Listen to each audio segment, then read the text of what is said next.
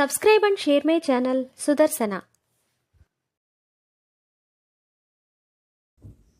ఓం శ్రీకృష్ణ పరబ్రహ్మణే నమః. శ్రీ గురుభ్యో నమః.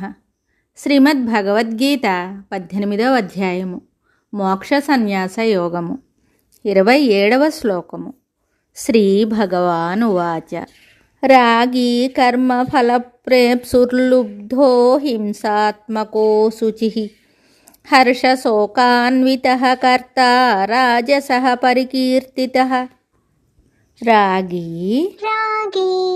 కర్మ ఫలప్రేప్సు లుబ్ధో హింసాత్మకో శుచిః హర్షశోకాన్వితః కర్తా రాజసః పరికీర్తితః. రాగీ కర్మ ఫలప్రేప్స్యుర్లుబ్ధో హింసాత్మకో శుచిః హర్షశోకాన్వితః కర్తా రాజసః పరికీర్తితః.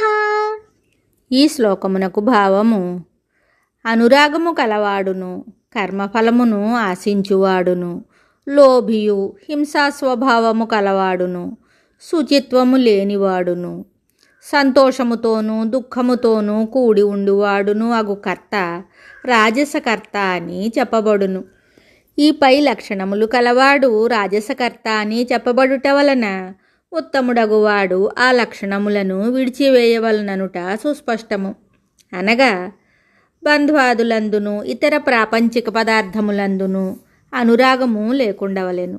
కర్మఫలమును కోరరాదు, ఏ ప్రాణిని హింసించరాదు, అశుభ్రతను విడువవలెను. ఆ కార్యం యొక్క సిద్ధి అసిద్ధులందు హర్షశోకములను మనోవికారములు లేకుండా సమచిత్తుడై ద్వంద్వ సహిష్ణువై ఉండవలెను. ప్రతివాడును తన హృదయమును పరిశోధించుకొని ఈ పైన తెలిపిన రాజసకర్త యొక్క లక్షణములున్నచో వానిని ప్రయత్నపూర్వకముగా విడనాడి సాత్విక కర్తయే అయి ఉండులాగున చూడవలెను. మరి ఒక శ్లోకముతో మళ్ళీ కలుద్దాం. శుభం. Subscribe and share my channel Sudarsana.